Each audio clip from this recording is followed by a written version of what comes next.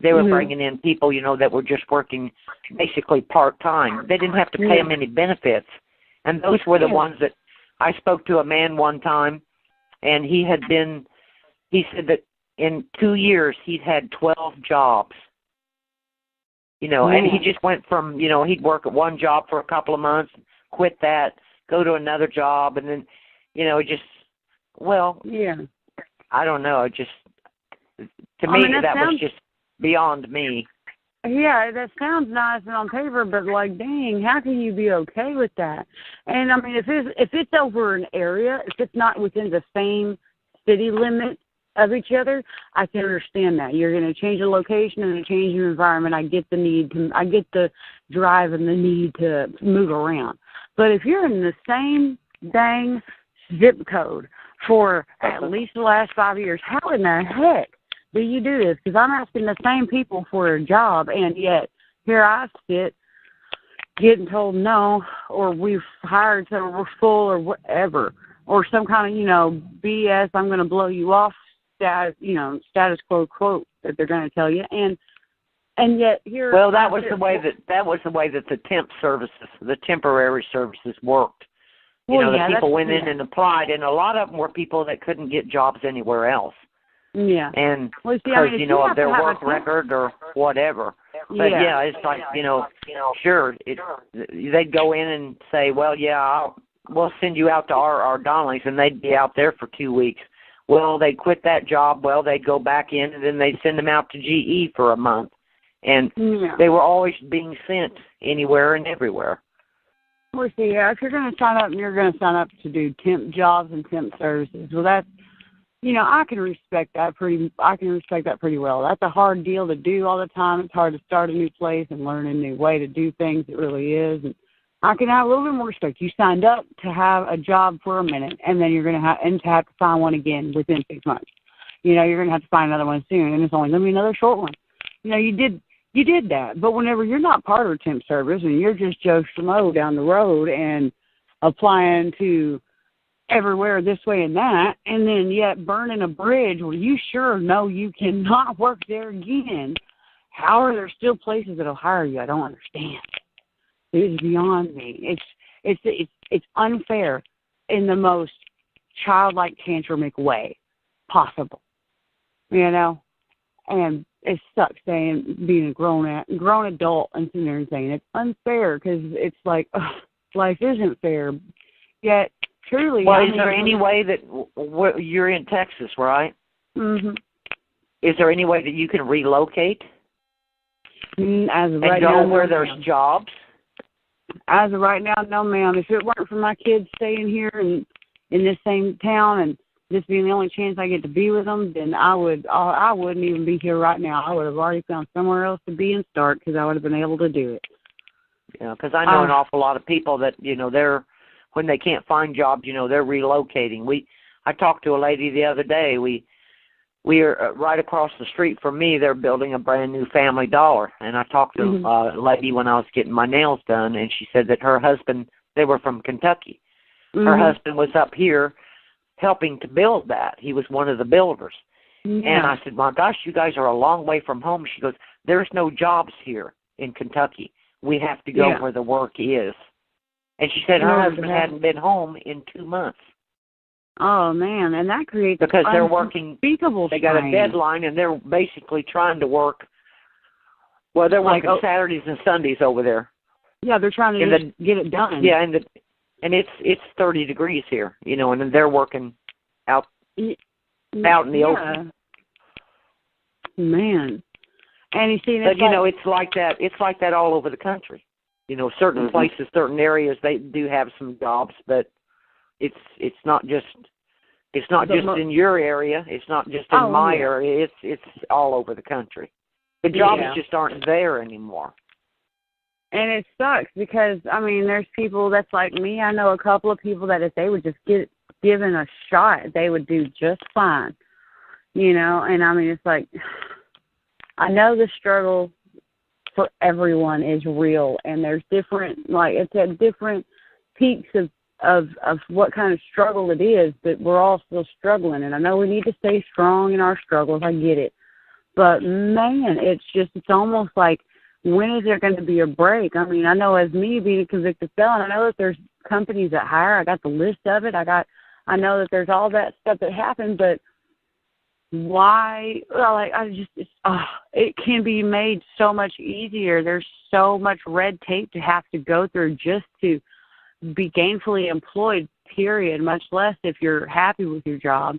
So much red tape that prevents people who will do a good job from even getting a chance to try. And it also hinders the companies that are looking for people to work because they have to market to a certain, demographic just to get the job. And that demographic isn't looking in their direction because they got higher sights. And to them, whatever job would be wanting to be filled is a settling job. And they don't want to settle for something that they don't think they'll like, I can't work at McDonald's because I'm a felon. Well, some people wouldn't want to settle and work at McDonald's. Well, you know what? I would really like to work at McDonald's. I guarantee I'd get hours. I mean, hours equal paycheck. And paycheck equals happy Christmas. But over the holidays, it's really just been, that right there has been just about it. It's really absolutely just crawled all over me is people just either A, being petty and holding grudges against the wrong kind of people, or B, just absolute carelessness and preoccupation and just shirking with their own responsibilities they should do. And it affects others, and they just don't, I don't guess they notice it, and if they do notice it, they're not taking any steps in order to remedy it, and it's really infuriating. It's really disappointing, especially whenever you wanted to do that job, and that's what you went after, and you weren't able to because of things you can't, things that happen. Yeah. And now it's like, no, you can't do this because, you messed up before and you have to go this long without messing up. Okay, cool. Well, guess what?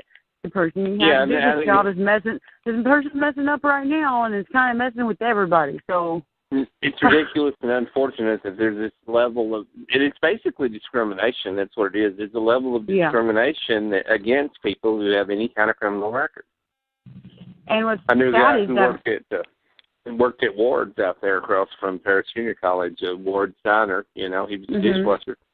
And then he got all the hours he wanted, because he just had worked there for a long, long time. But there would be people who came in and applied. And if they had any criminal record whatsoever, the minute they walked out the door, that application went straight into the garbage. He told me that. Manager would just toss it into the garbage can. Their application never even got looked at. That's right over there at Ward's across from Paris Junior College. That's the type of level of discrimination, that's ridiculous, though. That shouldn't be that way. It shouldn't. And what's crazy is that Ward's, where you're talking about, is such an open environment that wasn't even done in secret. Now, just imagine those people who've got an office and a door that they can shut. Imagine all the discrimination that goes on behind there. I mean, it's like places around here, like with my criminal record, I tried to apply at a restaurant here, and it's one of our main town staple restaurants. It really is. And one of our city councilmen, he ran it, sort of, he had his name on it, but you got to know that man didn't go in there and really do nothing. And you want to know the only way I would have got that job is if I would have messed around with that councilman. That's the only way I would have got that job. And you got me messed up from the floor up if you think that that's how I'm going to get that job. I got that. Yeah, and there's a lot of that going on, too. That's the type of thing that's, by the way, and I'm glad you brought that up, because, now the Harvey Weinstein thing, and I know you've been keeping up with that as well, Terry, and then all these other sex scandals out of Hollywood. Oh, yeah. That is a rampant problem nationwide, and it's really beginning to snowball. That is now becoming a major topic, and I'm glad you brought it up, because, there's all women sorts are of speaking jobs out now, but what is weird, Rich? Huh. I notice on Facebook when, people are commenting about, this one and that one and everything, a lot of the men will come in and say, well, these women are lying. They just want 15 minutes of fame, or they want money, or whatever, something that happened 20, 30 years ago. It's like, why are they coming out now? It's like, well, maybe they were afraid, and maybe they weren't going to get a part. Maybe they were going to lose money, whatever. I mean, why and not so come many out now? women that have been raped, an awful lot of them don't come forward. I know that for a fact. I know that for a fact as well. I'm a victim of sexual violence. I've been raped, and That's not a very pleasant thing for anyone to come through, and no one can really comprehend exactly what kind of thoughts go through the victim's head whenever that occurs. Because, growing up, I always had this whole plan. If something was to happen, I could do this, I could do this, I could do all these things to help get me out of this situation. I can escape. I can tuck and roll out the car or, whatever. I can do that, blah, blah, blah, blah, blah. Well, you want to know how sad and disappointed I was at myself for not doing anything except for going along with it? No one can ever, and took me a minute to get over that and to know that I shouldn't be sad at myself for anything, because I did exactly what I needed to do because I was unsure about my safety at the point. Because you didn't know what anyone had on them, whether they had guns or how far they were willing to go, because already this was happening. So for people waiting 20 to 30 years before they speak about something, well, excuse me, but I kudos to whomever it is that speaks out against all that, because that takes A, a lot of guts, B, a lot of balls. Yeah. And I'm sorry for and some of them that are speaking out are major movie stars. Yeah, they don't have anything to gain by it, really. Well, exactly. Like, other than being blacklisted. Yeah, who wants to be famous for that? Oh, yeah, 15 minutes of fame? Hell yeah, I'm going to sit there and say I was a victim. That'll get me famous. It's like, excuse me, I didn't need this attention. Like, this is not something I want to be known for. But this is something that needs to be brought to light. So all these people, I've seen those people who want to sit there and naysay against someone speaking out. I've seen those people, and I shake my head at it, and it really makes me concerned for the people around them, because that just red flags it and makes me think that they're going to that. It really pisses me off. So many men, not all, but so many men that I see that make comments on these different, sites and whatever. They're like, they don't believe the women. And then they my boyfriend and say nasty, terrible things. And it's like, why would you not believe the woman? Like, why would I lie about this? Like, really? Like, why would I make this kind of a thing up? Whenever I was raped, I was politely driven back to the place that I was picked up at by the people who had done so, and they dropped me off. Well, I saw my boyfriend shortly thereafter within 5 minutes because, excuse me, I'm going home. I ain't about to sit there and be outside anymore. I'm done. I'm done with today. I'm probably done with the month. And he didn't believe that was what happened to me, and that right there threw me over the edge. I couldn't believe that. I said, really? Yeah. Of all the things in the world I could have ever lied to you about in my entire life, you think I want to lie about that? What good is that going to do for me? I can tell you that my favorite dog got run over by a car and get as much pity, get more pity, if I'm looking for a pity party right now. Are you serious? Who wants to lie about this? And what's messed up, though, about this whole thing with Hollywood and all the stuff coming out is that there's an actor whose name is Terry Crews. And I don't know if y'all got the face to put with the name on who I'm talking about. If you've ever seen White Chicks, he was the black guy going after one of the white girls right there, the main dude in there. And he's in a whole bunch of movies. He's in I Now Pronounce You Chuck and Larry and all this other stuff. But even the men who are bringing it to light or supporting all the women are getting blacklisted and major repercussions just for that. And Terry Crews is one of them. He even posted on Twitter how if something happens to me, something just happens to happen, who did it. He went and went to go make a report at the LAPD for sexual assault because he was assaulted by somebody at an event. And so he went ahead and went to do it after he had, came out about it. And they have not stopped harassing him and his family.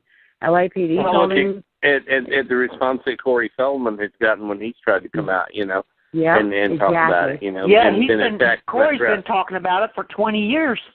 And then he's threatening to expose a big time ring of producers, directors, movie heads. Yeah, producers, the writers, elite. I mean, I'm not saying that it's true, but you can imagine in your mind the ones that are running in, say, someone like Steven Spielberg's orbit. That's the kind of thing that he's trying to expose. Not saying that it is Steven, but something that would be that big name. Somebody on that level, yeah. Someone that high ranking. And that's what's really scary because, and that's why I'm really proud of Hollywood people coming out and letting everyone know what's going on. I'm really proud of them for doing it, for one, because that, for one, that's phenomenal that you're actually getting the gumption to go ahead and let someone know that that was not right and this happened to you. You know, and it's like, and the fact that they're doing it is just, it needs to be done because this whole country, this whole world was so unaware. Like, as a woman, you know, everybody's day is different, and women have different challenges. The men have different challenges. The women, and that's just to go through the day and function. But a lot of times, half of the entire species on our planet doesn't notice that women have a hard time just going to the store because we have to not look too friendly. We have to not politely nod. We can't smile. I can't go to our local donation shelter here. It's Christians in Action. I can't go there without getting hit on twice and getting creepy people following me in my car.